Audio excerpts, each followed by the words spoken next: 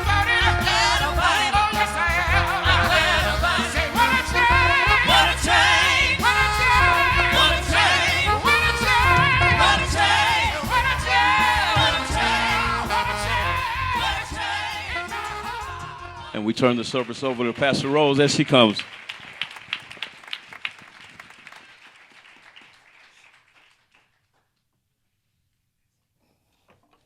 I'm going to do my best to cover some ground here this morning that I think is absolutely necessary. Let me read from the chapter I'm going to be preaching from. You may be not familiar with it, but Eli was a prophet. And he did not correct his sons when they were wrong. So God told him, I'm going to judge you for that. Sometimes I think we as parents think, well, once they're grown, then there's nothing you can do, but yes, it is. And so as I think about that, I'm thinking, okay, how many times does God have to speak the same thing to us again and again? And he has sent the word to Eli many times, saying, correct your sons. While they were in the church and they were immoral, and they were in a position where they were having sex with the women in the church, right at the door of the church. And God warned him, I'm going to bring judgment to you. So what the Lord said, and I'm going to read some of this, but not all of it.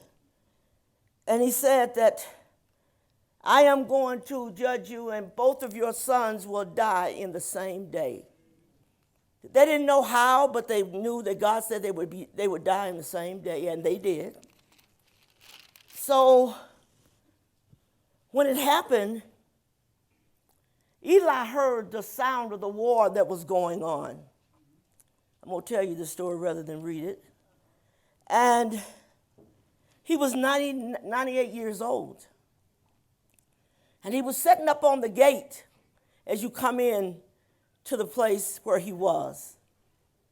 And when he heard the noise, he looked up and he wondered what was the noise about. But then he found out that the messenger came and said there was a terrible war, and both of your sons have been killed, just as God had promised he would do. And he said, but the thing that bothered them the most was that the ark of God was taken out. And when one of the sons' wives began to give birth to her baby while she heard the news, she actually went into labor very intensely, because they knew when the ark of God was gone, God was no longer with us. You can't have church without God. You can't even begin to worship without God. Everything has something to do with him. So when she heard the news, she gave birth to his son, and she named him Ichabod. Ichabod meaning the joy of the Lord has departed. Meaning the power of God was no longer with them.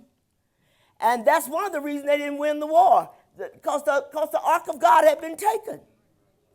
So here they sit now with both sons dead. Eli fell backward off the gate and broke his neck when he heard that the ark of God had been taken away. Then what happened was they looked up and they thought, God has left us. There is no feeling in the whole world like God has left you. If you ever felt it in your life, for sure, there is no way you can make it. If you once tasted of him, you're not going to want to let him go. And anybody that lets him go tells me you never had a real experience to begin with. Because when you find the pearl of great price, you're going to hold on to that. You're not going to leave it. So, listen to this. When I looked at this week, I thought many churches all over this country, Ichabod is wrote over the doors because they're no longer, God is no longer there.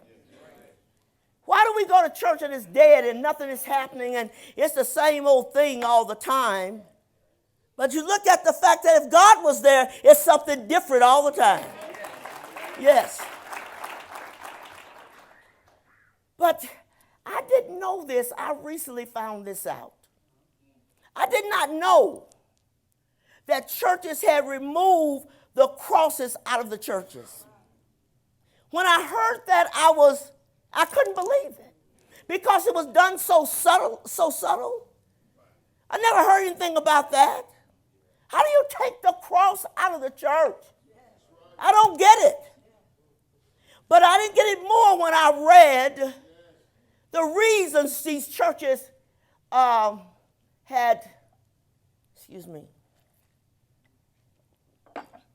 gotten rid of him. I want to read to you some of the things they said why they got rid of the cross. It'll make you sick if you care about God at all.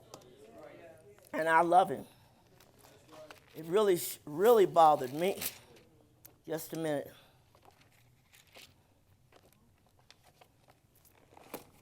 And it says, why do some churches not have crosses? Some churches do not have crosses because they believe it's a lot easier to wear a cross, hang one on a wall or nail one to the steeple than it is to bear the cross, which is a bunch of hogwash right there. Said, to these churches, the cross is simply a symbol that identifies the Christian religion in all its varied aspects.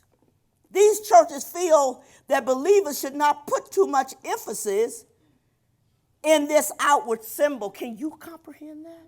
How is it that you take the cross out because you're putting too much emphasis on it? You can't put too much emphasis on what Jesus did and how he suffered for us. I thought it was insanity. Then he goes on to say that the New Testament, the word cross, typically used in a symbolic metaphor. A metaphor basically is, let me look over here. This stuff bothers me so bad that I don't have words to explain it. I really don't. Because I'm wondering, if I gave my life, why is that not enough? Why is that not enough? It's just something that just kind of passes on. It's nothing really serious about it. But I'm telling you, I say it's something to be concerned about, and you ought to love the one that died for you no matter what. So when I looked at this, I'm saying, God, please help me to get this message across today. If nothing else, help me to get this across because it needs to be told. They said the cross is scandalous. How in the world is that a scandal? But they looked at it in such a negative way, not in a positive way, but in a negative way. So metaphor is a figure of speech in which a word or phrase is applied to an object. This is not an object we're talking about. We're talking about the Son of God. And it says, to which it is not literally applicable. So it doesn't apply.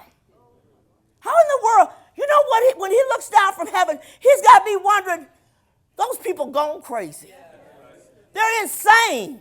If you could say that it's not applicable, it is applicable to every life, to every person. Yes, so it says it's a thing regarded as representative or symbolic of nothing else, especially that's abstract. You know what abstract means? Existing in thought or as an idea, but not having a physical or concrete existence. He doesn't really exist. This is unbelievable. So it goes on to tell the symbolicness of the cross. It's telling you, that's why you see it all over this church. It's telling you somebody died for you. Somebody gave you a chance. Somebody gave you a chance you didn't deserve. And I'm telling you, had not he given his life and done what he did, none of us would be in this building today. We wouldn't even have a way out of hell. We going to hell no matter what. But God said, I want to fix that. He loved us so much. God so loved the world till he gave his only begotten son. He loved all of us. I'm going to give everything I got, which is my son. Nothing else left. Listen. I looked at this word symbolic, serving as a symbol, serving as representation, or as something that has a greater meaning because of which it represents. It's bigger than a symbol. It's bigger than that. But when I look at this, I'm thinking, come on. I can't comprehend it. I said this morning in prayer, God, give me the strength to preach this message today. Because somebody better cry out against this garbage. So the church is saying, he's not needed. And you know what one church said? He's a distraction. How can you say Jesus is a distraction when he's the one that brought you here? How are we being distracted? I can't see enough of him. More and more and more every day. Give me more. Because every time I look at that body on a cross, every time I see the blood and see the nails they're putting in his hands, I'm telling you, he is worth it.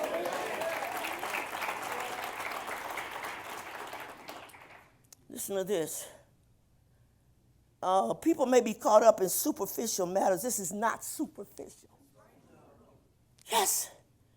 While leave the essence of Christianity and the love of God that was displayed on the cross. For God so loved the world, they say, but they full of crap.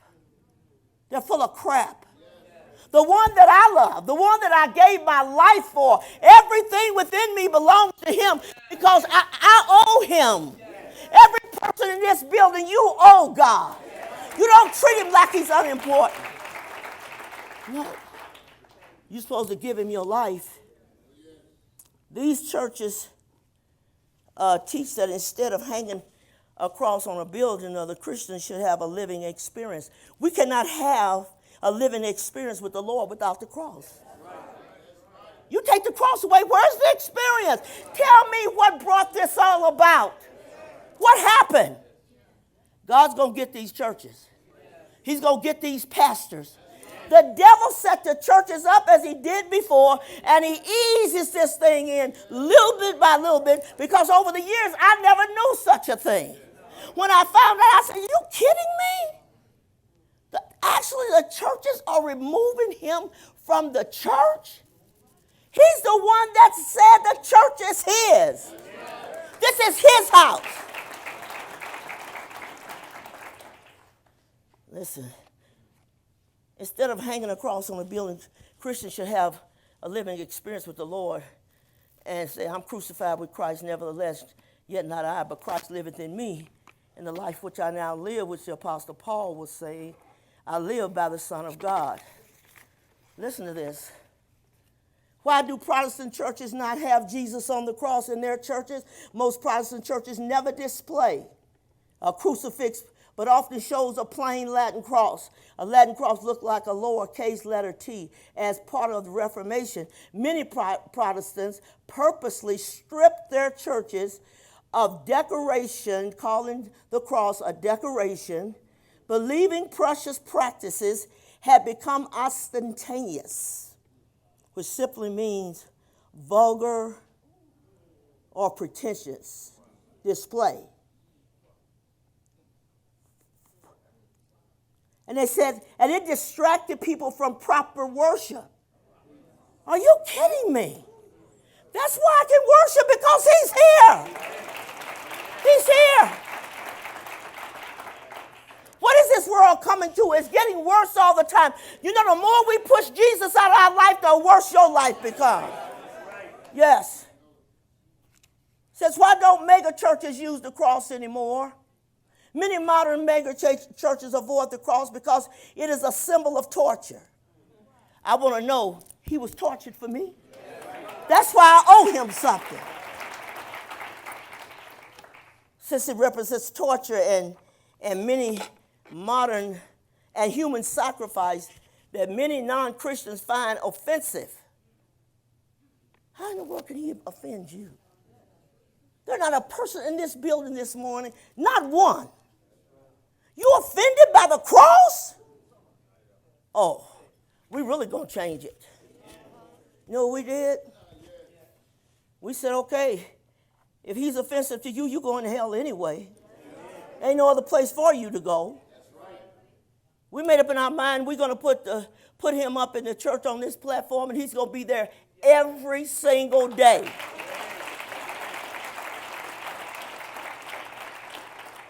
We got in touch with an artist in Spain, and so the pictures you see is some of his doings, and he's making us one right now.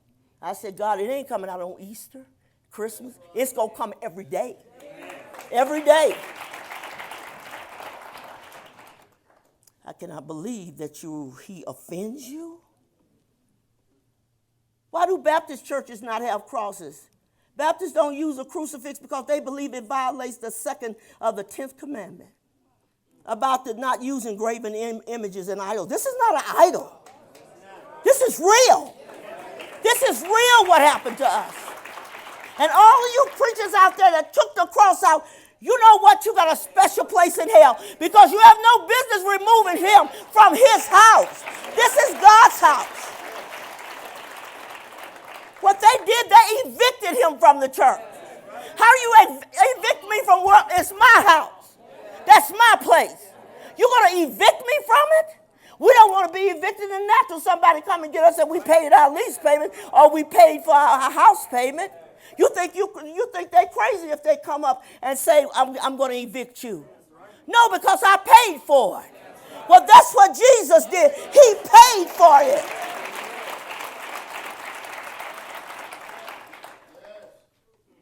Why do Pentecostal churches not have crosses? Bible-based churches like Pentecostals obey God's second commandment, which in essence says, do not make for yourself an image of likeness. You're stupid.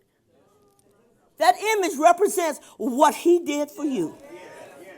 Because you know what? We read the Bible, that's one thing. But when we see it and we lay our eyes on it, it does something to your spirit. Because then you start dealing with the fact he did that for me. How many more people would be saved today? Yes. How many more people would be saved if they saw that all the time? Out of sight, out of mind, out of sight. We don't want to see it. This is Pentecostal church. You ought to be ashamed of yourself. See? Why do evangelical churches not have crosses? This really takes the cake. Christianity proudly proclaims a big, awesome, all-powerful God, building its foundation on God's greatness and might. And it couldn't have been done greater. That God would take his son from heaven, let him be born to a Virgin Mary, and then let him live 33 years on this earth, fixing things for you and me, being our example, showing us how we should be, showing us no matter what happens, if I did it, you can do it. Why? Because he came down just like us. He was made flesh. I want to be in the flesh so I can show you how you can make this. Yes. It says, they see God, this big God, ain't even living nothing. You don't really figure out whether he's big or little because you're not serving him anyway. See? So they don't believe a God like that could just come down and be weak, and he ain't weak to me.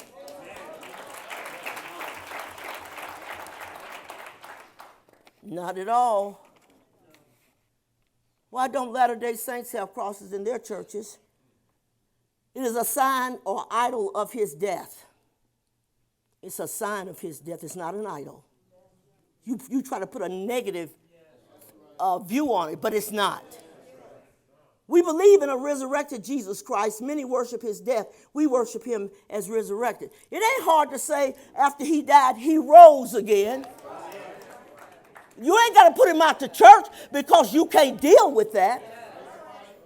I told the Lord, I said, I promise you, I will take the stand of my life. I would give my life to speak against this kind of sin in the churches today.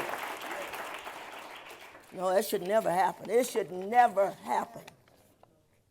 The devil did it real subtle, and they eased it out. He told them a lie, and they believed it.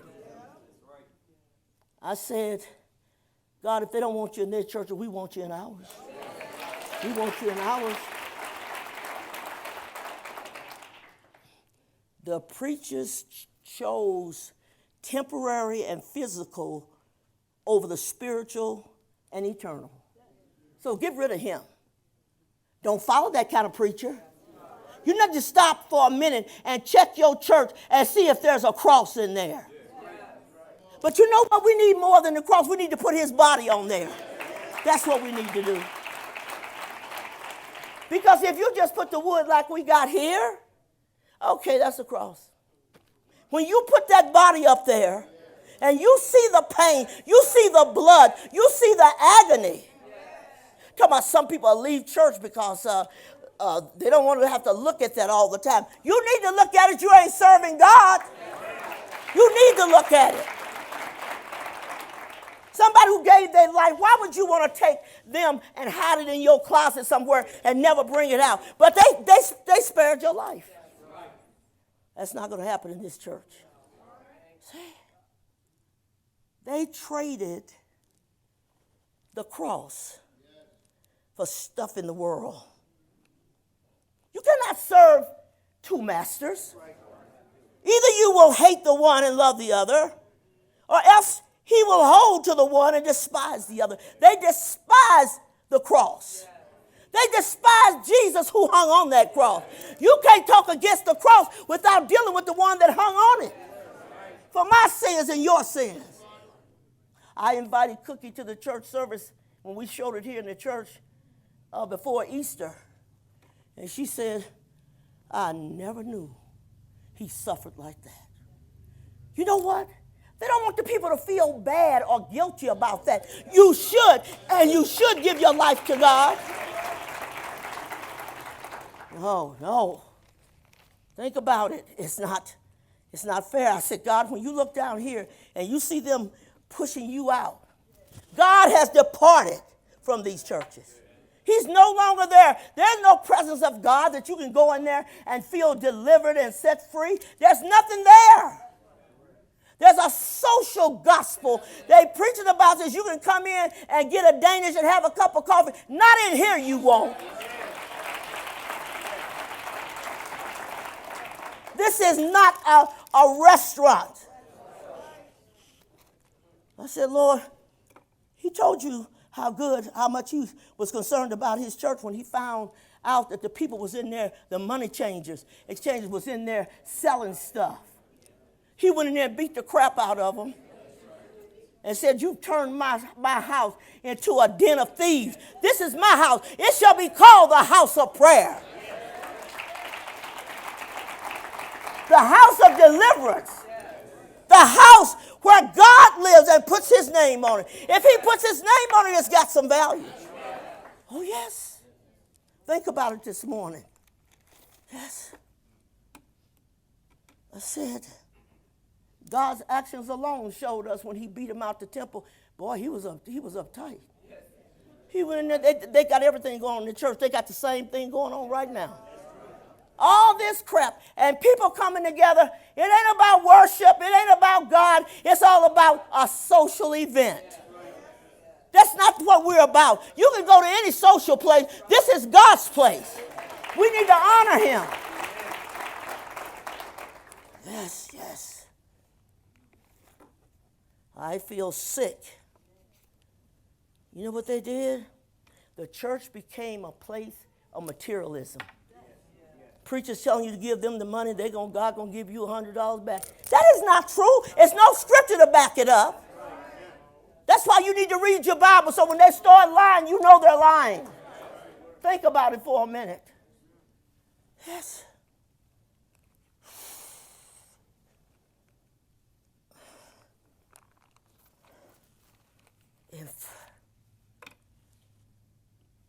Listen to this. You know what they exchanged the church for? So many churches pour their time and resources into providing yet one more package program. I don't want no same over and over thing. Give me something new which comes from God.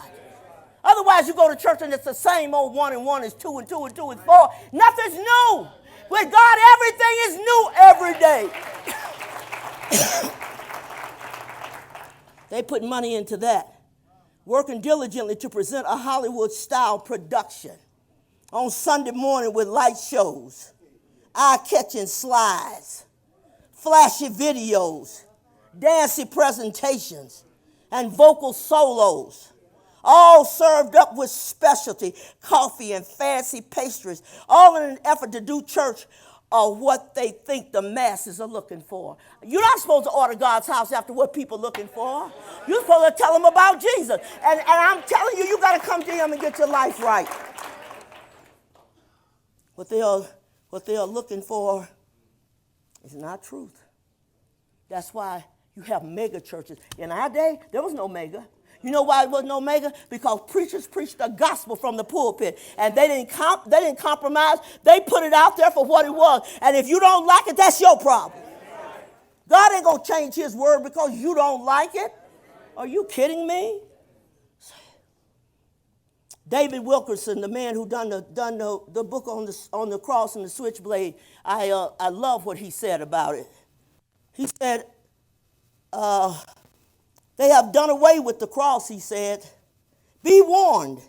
If it doesn't matter what anyone tells you about a great revival or moving of the Spirit taking place, it doesn't matter how many multitudes are involved or how loud their praises are. It doesn't matter how successful a particular ministry may appear to be. If the cross of Jesus Christ is not the door through which people come, you can rest assured it is not of God.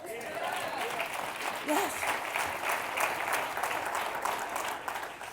I was so glad I ran across this.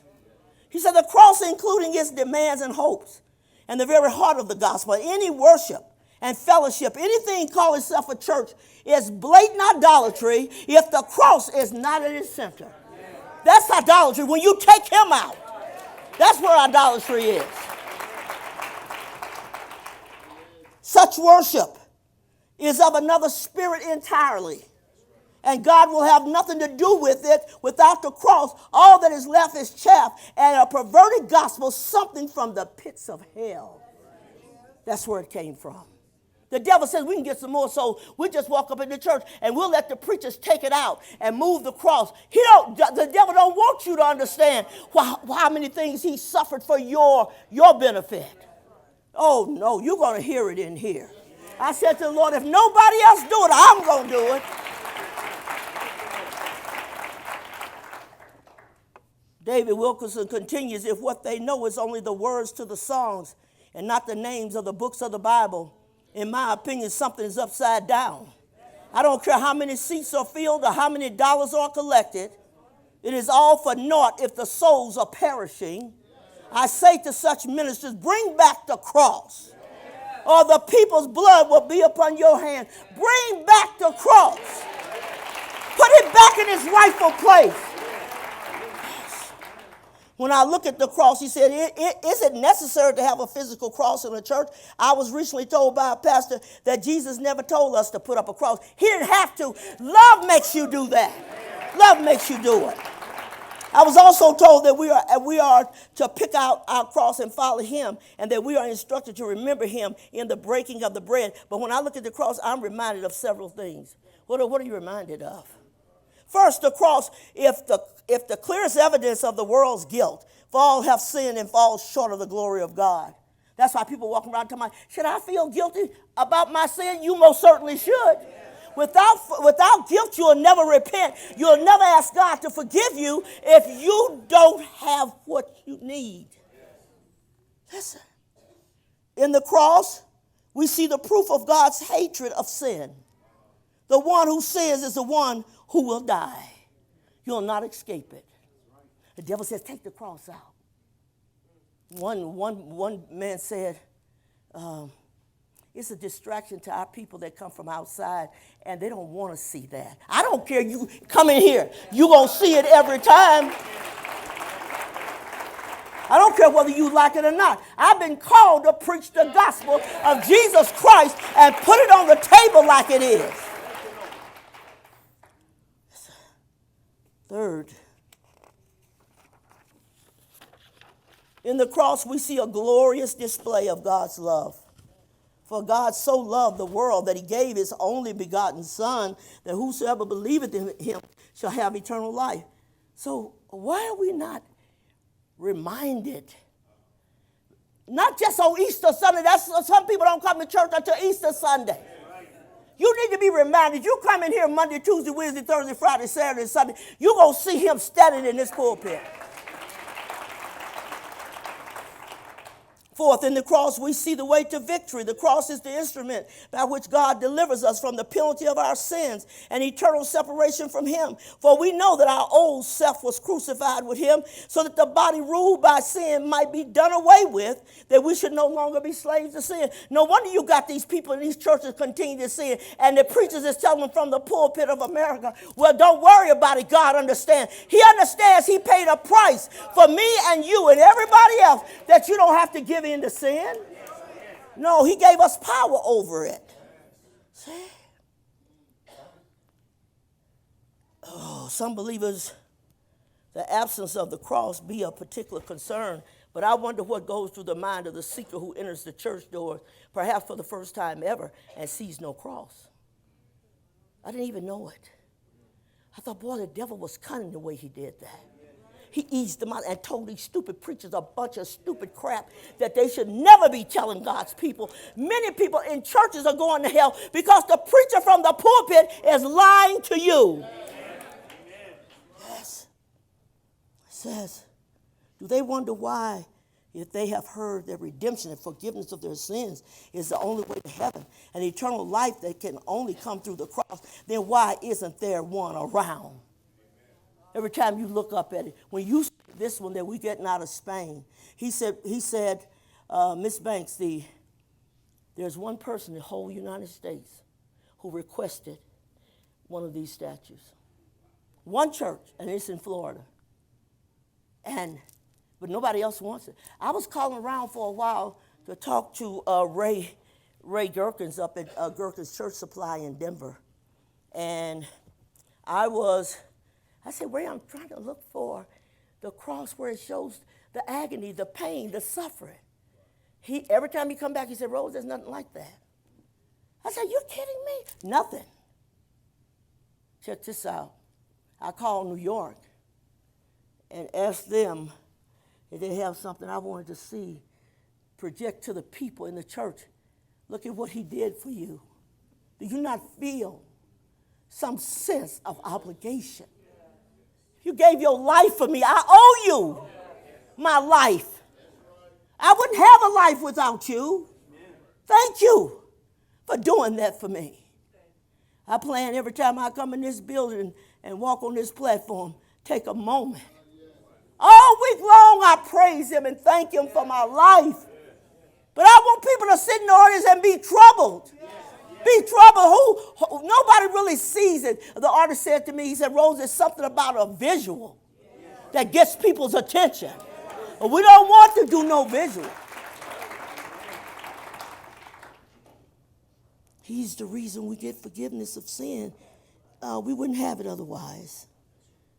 It all comes through the cross. And why isn't there one around? Perhaps they really don't mean it. Perhaps it's more of a suggestion, confusion, and most certainly rain. I am sure you can see from the tone of the writing that the absence of the cross in a Christ-centered church is disturbing. And in my opinion, causes for concern. We ought to be asking ourselves, what's the world coming to? You don't even want the church around. Then they turn the church and you look at some of these churches on TV and they got the whole cotton picking wall playing slides and shows and lightings and stuff. I'm thinking the gospel don't need a prop. It is what it is. It is powerful by itself. You don't need to prop it up with something. Just preach the unadulterated word of God with the anointing of God and know for sure that's what you need. Yes. You can see with the cross out the church is disturbing, and in my opinion calls for concern. I hope people that hear this message over YouTube that you take a moment to ask yourself, why don't we have a cross? Sometimes people don't even pay attention anymore. Somebody needs to say, what's wrong with this picture? I heard Sister Rose on YouTube talking about it. What's wrong with the church? The church ain't the church no more. You evicted him out. This is his house.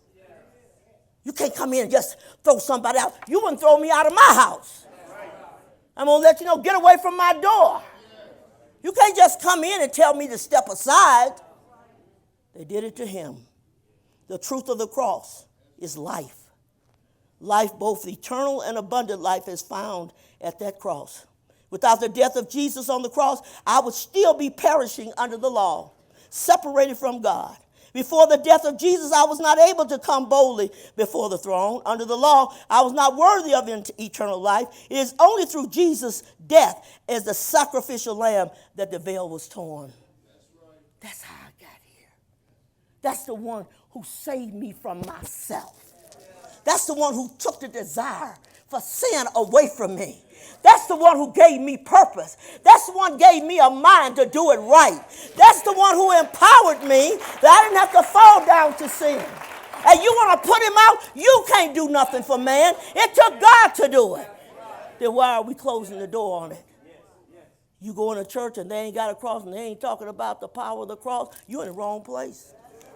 Oh, them preachers going to hell, so help me God. And don't join them, honey. Hell is too bad. Don't follow nobody to hell.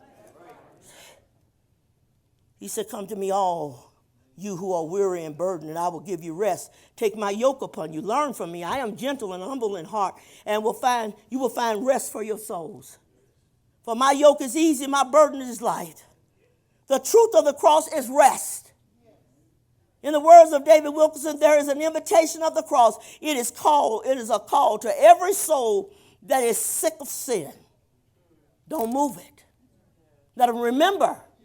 Man over a period of time, he tends to forget. Put a reminder on it.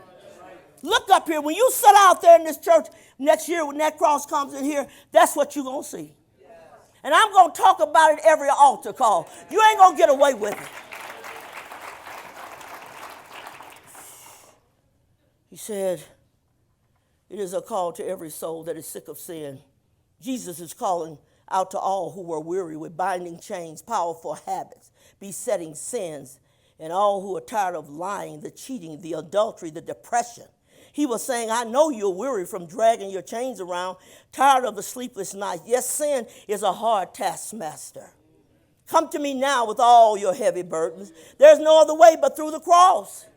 That's the only way we can escape. That's the only way I can become better.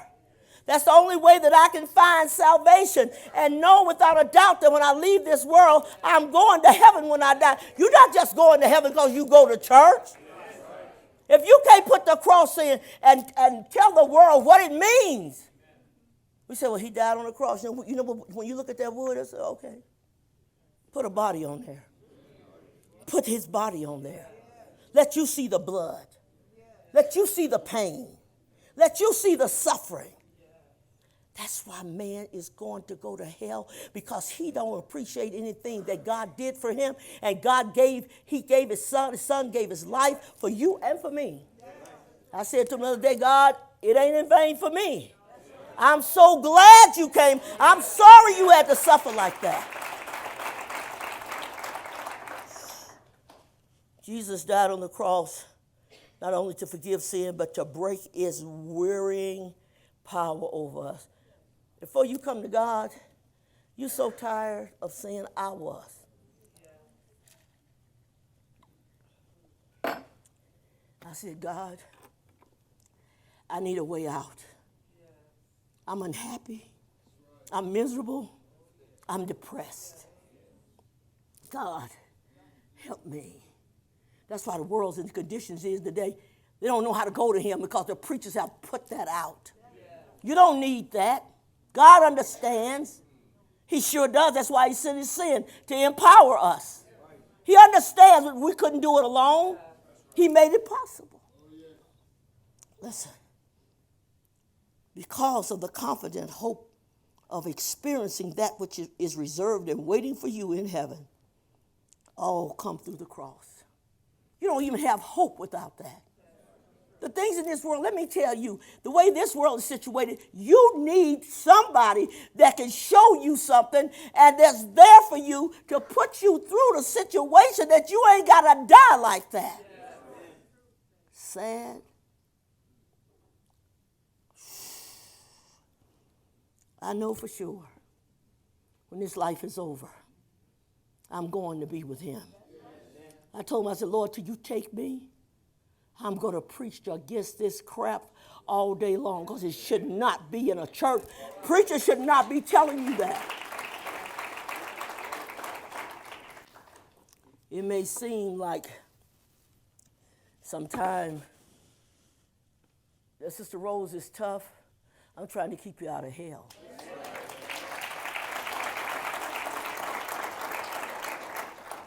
That's what I'm trying to do. If I could keep you from going to hell, if I preach the truth to you, you shall know the truth shall set you free.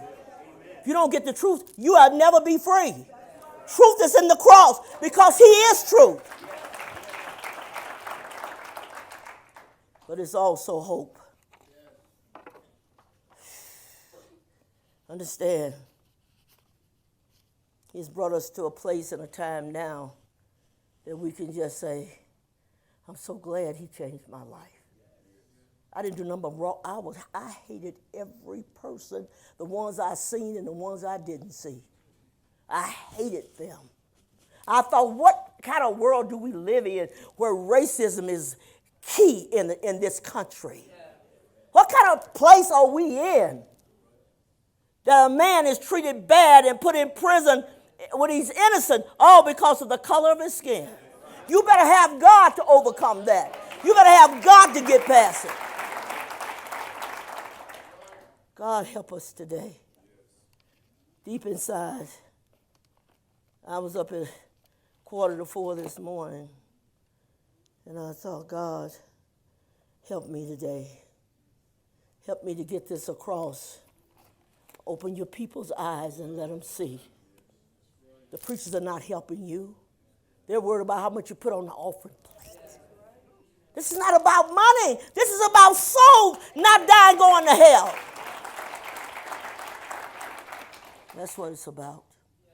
They spend more time begging for money. They're a bunch of greedy dogs. And the scripture says so. He said they're greedy dogs. They can't warn you when danger is coming because they're sleeping.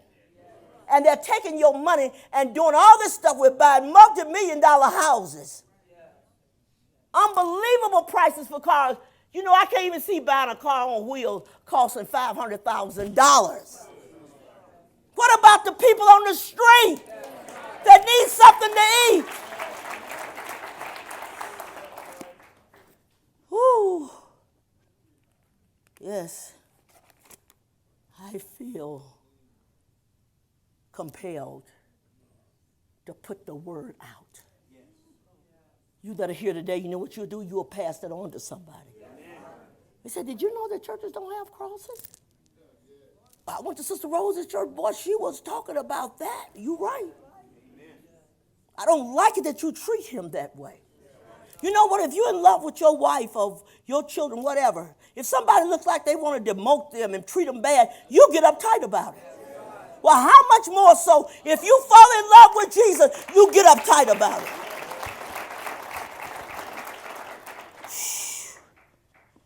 Then they said, this stupid evangelicals, they don't like me, or I don't even care. They want to treat this as something abstract, so to speak, existing in thought or as an idea, but not having a physical or concrete existence.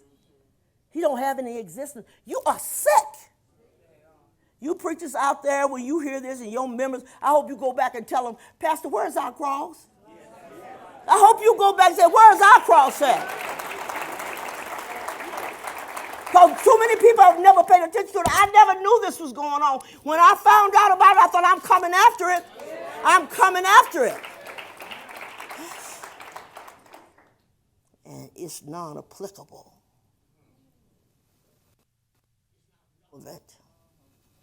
It's not suitable. It's not proper. I got you proper. Get up off of it. Say, God, here I am. Do with me what you want. Whatever it is. And I'm going to not put the cross and his suffering out of mind. You ought to go to your Bible and just read about all the stuff he went through. How he suffered. They spit on him. They plucked his beard. They put a spear in his side. When they thought that they didn't know if he was dead or not, the soldier on the ground took the spear and stuck it into his side up toward the heart.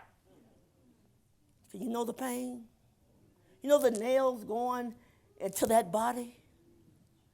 Let somebody nail you with something. You be jumping around, hollering and screaming and running to the emergency room and everything else. What do you think he feels?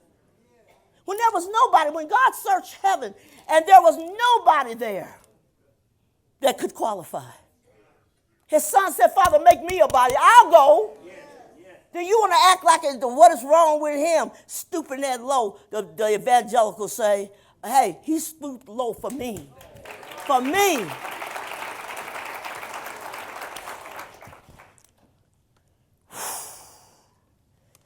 You got to ask yourself, what can I do to show God how much I love him? And there's no better way than to serve him and live for him. Say, God, it's not in vain for me. I love you. I praise you. When I see this kind of stuff, I am sick to my stomach. How do you do that? To the God who's willing to give everything he had. And you still, they don't even want to come to church on Sunday night. Try to get them to come on Sunday morning. Don't want to come. You owe him. You owe him his life, your life. Quit looking around, going to other places. Listen, I got another thing to read to you before I this is another man that spoke out against what's going on. He said, does the cross have a place in evangelical Christianity? No, it doesn't. You're talking about the evangelicals, they lie, cheat, and steal. They whore around when they want to. Oh, no. There's no room for Christianity. He said, we're just a few weeks when he wrote this away from Easter, which means you're going to be hearing a lot about Jesus, the cross, and the resurrection at church for the foreseeable future, not that you didn't already. You might even hear some talk about scandalous. The cross is, or at least how scandalous it's supposed to be. There's no scandal to this. This is real. And even if they had treated him and put him in the dirt and got him up with the dirt on him, it still ain't scandalous. You're talking about the holy thing of God. You're talking about him, who he is, what it means to give him your life. He saved my life and changed it. 54 years ago, I could not stand here today and preach this gospel to you if he had not changed my life. Of course, when something has become a fashionable piece of jewelry, a tasteful decoration, and a trendy tattoo, it becomes difficult to call it scandalous. But I think the scandal is still there, even if we do go out of our way to domesticate and ignore it, try to ignore it. Nothing he went through. He put up with a lot, you know that? Because he said, despising the shame. They stripped him of his clothes. They hung him on the cross. Come on. You know what? If you don't give God number one in your life, you don't deserve to go to heaven. No. After all, if you were to walk into some of the largest churches and plenty of not so large ones in the United States, chances are good that you'll notice something missing, the cross. He looks down at them and thinks, why don't you want to remember me? He tells us when we take communion, as often as you do this, do it in remembrance of me. He wanted to be remembered for what he went through, the price he paid. Or if there is one, there's a good chance it's not the center of attention. Why? Because too much churchy stuff makes visitors uncomfortable. you don't have to come.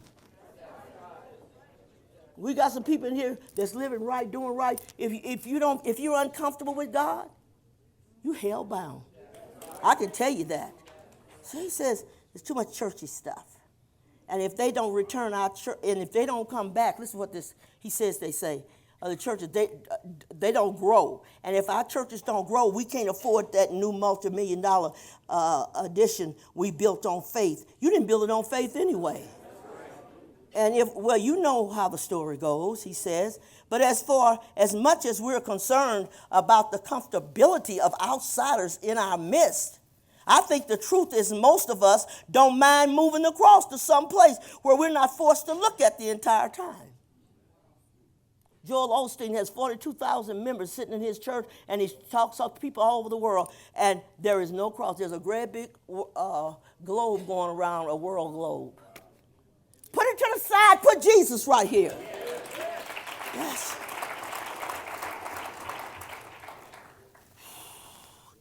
You're not supposed to come here and be comfortable. I'm uncomfortable. Get out. We ain't changing the cross for you.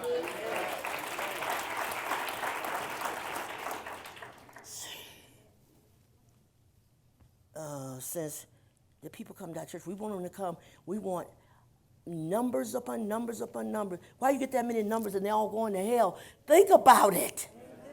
Yes. Said, since we love talking about and celebrating the fact that Jesus died for our sins, but we really don't like thinking about what it means for God to die on the cross, and we especially don't like thinking about what the implications might be to us, you're going to pay for it. Stop to think about it. Those of you who despise the cross. It is not all. No. I don't want to hear that stuff. Sometimes people go out and make contact. You know what they say? I'm not into that God stuff. He gave his life. Does that matter? We took some of these pictures that you see around here. The artist gave them to us for free. He said, I'm going to charge you for it. They also got a statue of Jesus. After they took him off the cross, he's laying on a table, and all the blood and the stuff. At Easter, that's what our table will hold right here. I said, make that for me. I don't care what it costs, we getting it. And God making a way for us to do it because it's about him. They say, you don't want to go to that church, girl. You be scared the whole time. You better be scared enough to get saved. Yes? So I don't want to talk about that. All Sister Rose do is preach about people going to hell, because you are. If you don't love him, if you don't want to serve him, hell's waiting on you. The scripture says hell is enlarging itself, opening its mouth without measure, because so many people are going to hell. Yeah, you're supposed to know about that. You're supposed to know if you don't change, it'll cost you your life. You got to know that you'll spend eternity in hell without God. Somebody better tell you the truth.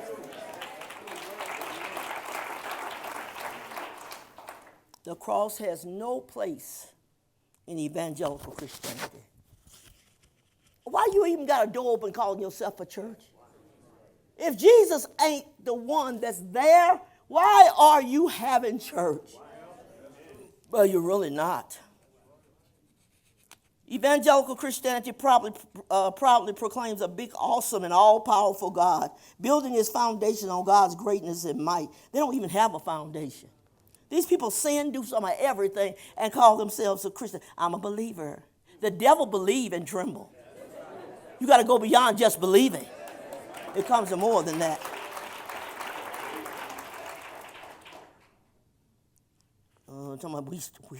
The cross stands in stark contrast to such a God. On the cross, we see God beaten and bruised and dying.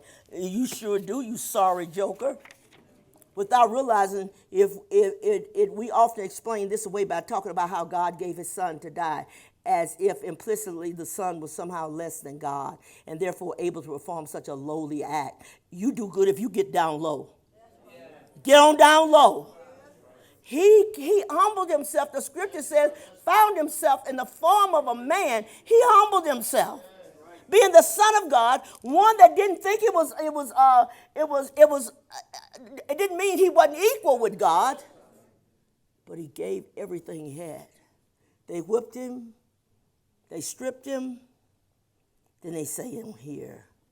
In doing so, we free ourselves from the scandal of a God who thought being in the form of God did not consider equality with God something to be exploited. Rather, he made himself nothing and humbled himself by becoming obedient to death, even the death of the cross. You're talking about royalty here. Nobody from England that's royalty, none of them. They're not stripping down for nobody. They're not doing any such thing. But he was willing to leave heaven. There's no place like heaven. He was willing to leave it, come down here, die, give his life, take all the beating and all the things that he went through, bearing your sins and my sins on his back. No wonder the cross got so heavy he couldn't carry it. Because one of our sins was enough to weigh him down. But no, what we want is God who goes to battle for us, who fights off our enemies, who conquers and destroys in one fell swoop and then turns to us and says, go and do likewise. God gonna cut your tongue out for that. You're gonna pay for it. For even speaking this thing as a negative about God. We talk about how big and awesome he is. Well, why are you still sinning? Why are you still doing everything but serve God? While you around here talking about, we just refer to him as an awesome God. He's awesome. And he's awesome enough to show you, if you don't live for him, there's a place I'm sending you. He said, I didn't make hell for my people. He said, I made it for the devil and his angels. But then they say, but, listen, I didn't want you to go there. But because you kept serving the devil and didn't want me, why does somebody want to serve the devil when all he do is kick you around? He abuses you. He makes you a drunk. He makes you an addict. He puts you in all these bad situations. Causes you nothing but pain, sorrow, and suffering. But you serve him. Well, he's waiting on you. There was a woman who had a vision of hell. She said this person got to hell, and the devil says, I waited a long time to get you here. A long time. You got old folks walking around, one foot in the grave, the other on the earth, and still ain't saved. Don't want to be saved. Don't want to serve God. Oh. But this God, who so willingly allows the weak to conquer the strong, are you kidding me? David said, Jesus said, no man take my life. I lay it down myself for you. You couldn't take my life. You don't have the power to take it. I lay it down. I give it freely for you. Come on, if he's all that great God, what is he doing with your enemies and all this? I don't worry about any of that. Christ had enemies, we're going to have it. If they done it to him, they're going to do it to us. But at the end of the day, I win. At the end of the time, I win. It doesn't matter. Which means God hung fully exposed before his creation, his most intimate parts on display for all of creation to see. They didn't show that. Y'all are such horrendous liars. In the evangelical world, profoundly uncomfortable with sexuality. You ain't uncomfortable with sexuality. The whore's running everywhere. What are you talking about? Uncomfortable with sexuality. These folks show it all over the place. And some ain't even got here yet, and they around here with the cheeks on their butt hanging out of shorts, and their boobs is hanging out, everything. But you concerned about his sexuality. Get off of it. It's not true. Showing his most intimate part. They stripped him, but he still didn't show everything. In an evangelical world profoundly uncomfortable with sexuality in the human body, this may be the most scandalous part of the crucifixion, right? We may be able to find a way to be okay when Jesus died, but we will have nothing to do with such shameful nudity. By the time the devil gets through stripping your little nasty nothing, he's going to get you. He loves for you to talk against God. But you lose in the end. You lose. However, our evangelical sensibilities, you're so sensitive, will not allow us to confront this raw display of the human body, which means the full reality of Jesus' death on the cross has no place in evangelical Christianity. He's not there in your place anyway. You do everything you want to do when you want to do it. Sin, do everything you want to do. But we don't want him in our evangelical Christianity. It ain't nothing. Look, but Jesus was simply stripped of his clothes. The act of crucifixion was a stripping of everything he owned, everything he was, and everyone he ever knew. He was left to die alone and empty. All of that was for me and for you. So we can't say, well, he didn't really die that bad. No, he suffered like a dog. He sure did.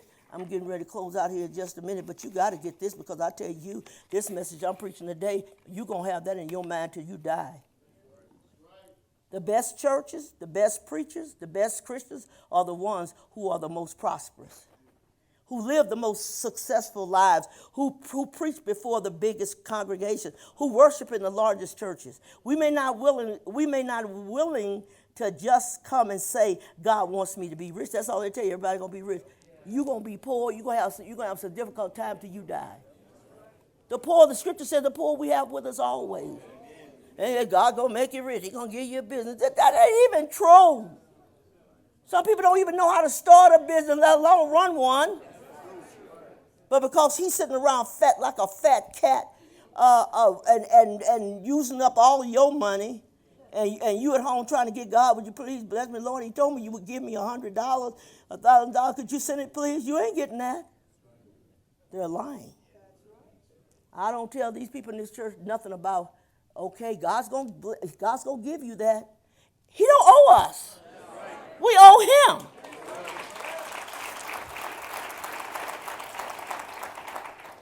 And we certainly have no problem going out of our way to avoid anything and everything that might make us uncomfortable or worse, cause us to part ways with the things or people we have worked so hard to get. You're not going to affect this church telling people the truth. You're going to get out of here, because these people in this church, they love us. They put money in the plate. I said to a preacher when I was in a church in Oklahoma, I said, why is Brother Busby's son teaching class when he's not even saved? He said, Sister Rose, we don't bother that. His parents are good tithers. Since when do I don't bother sin because of money? You could give me money till the cows come home. Let me tell you something. Before they all get home, I be done told you the truth.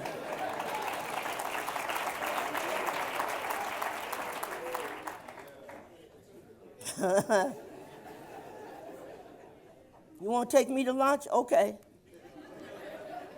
We go to lunch. Sitting at the table. Sister Rose, I'll pay for this. All right. Sure you will. But Sister Rose, you know some things been troubling me. I don't agree with everything that's in the Bible. You better keep your food. Because I'm getting ready to tell you the truth, baby. We don't care whether you like it or not. And I don't need your food. I can eat at home. And yet there on the cross, Jesus left to die alone, broken and empty, stripped of everything he had and everything he knew. The scripture said he became poor that we might be made rich.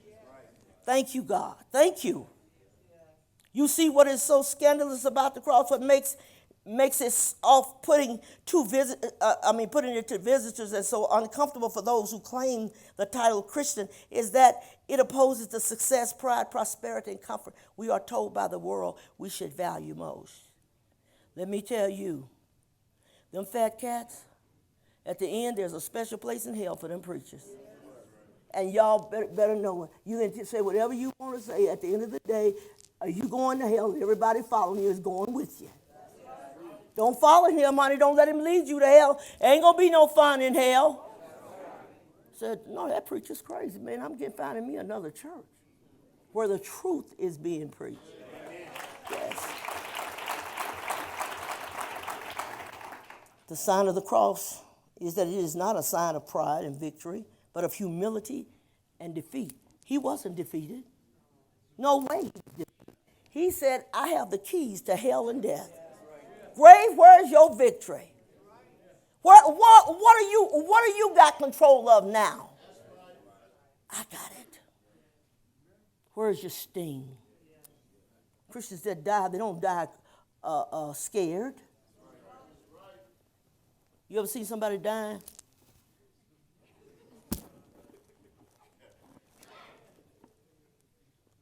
Christians don't do that. We just lay over and take a nap and wake up on the streets of gold. It couldn't be better than that. Yes. Yes, there is hope and victory in the resurrection, but to get to Easter Sunday, we must pass through Good Friday. We don't have a problem with that. But the bottom line is, you ain't coming on Good Friday. You ain't gonna, and probably won't come Easter Sunday. And if you do, after that's it. I'm out of here. You got to pay. Every one of us owe a debt.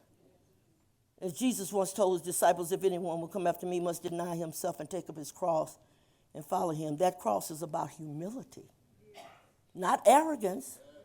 Not that you think you're better than everybody else. You walk with such pride. He said, I hate the proud. The proud look, he hates it. And they were out there just trying to be, oh, praise the Lord, praise the Lord. Well, give me a break. He ain't even listening to you. You're living in sin. How you going to praise him in sin? Because the only way you can show God you love him, you got to live for him.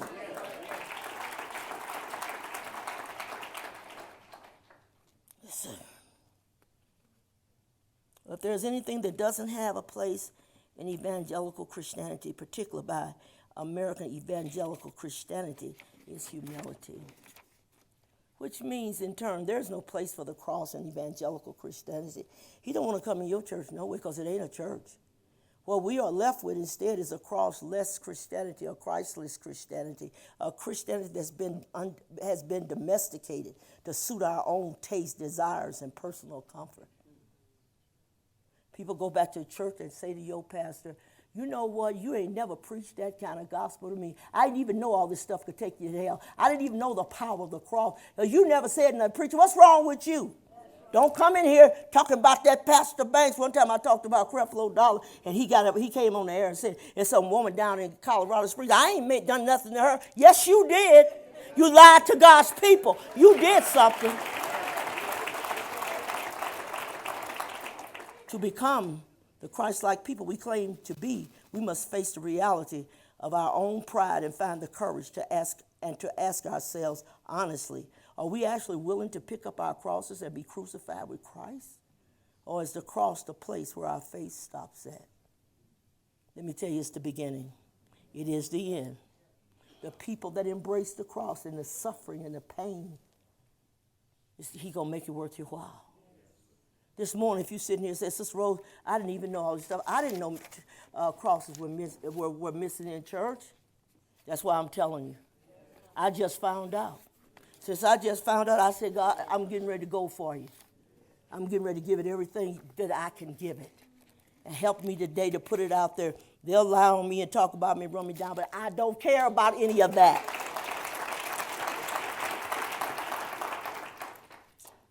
So if you're sitting there this morning, come on, musicians, and you say, Sister Rose, I need to get right with God. You do. You really do. Might as well start now. Might as well do it today. Tomorrow's not promised to any of us. We don't know if we're going to be here tomorrow. But I tell you what, if I'm not here tomorrow, boy, I had a ball this morning. That's right. Think about it. You got to come to God and you say, I don't care what nobody thinks. What the Bible says, that's what I'm going to do. He said, let every man be a liar, let God be true. Man start lying, don't believe him. Let God be true. Believe the word, because this is truth here. Preachers lie every day to them people. I think it's so pitiful. They talking about going to some big conference and they got enough books and junk there to sell you and try to make you think you need their book so that'll help you to be a better Christian. You don't need but one book right here. Right here. You don't need all that other stuff. That's their opinion. Joel Osteen, I was looking at him the other day. You know, Joel, what's so sad about you? The things you telling these people are good, except you don't tell them what's the concept. What's that going to cost me? You can like something beautiful all you want to. If you don't pay the price, it ain't no good. I said, tell them that God's requiring something of you. He just telling them all these good things God's getting ready to do for you. God's going to do this, he's going to do that. But you don't tell me how much it's going to cost. There's a price. You got to know what it is. All that stuff, God ain't just pouring out stuff on you because you a sinner. He's putting stuff on you because you serve him and love him.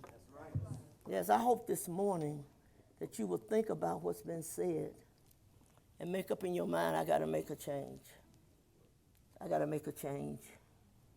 Sister Rose tell you this not because she don't love you, but because I care. Because I care. And God's got to have somebody that's going to say that's a lie. That's not true. He needs somebody. If the Lord needs somebody, here am I, send me. I'll gladly go. I'll gladly go. Yeah, so if you want prayer this morning, I'm scared to come up there to you. Don't be scared. Don't be scared, they call it. Get in. So I think I'll change my life today. Quit talking about it. Do something about it. That's important. It's important. Okay, will you stand to your feet?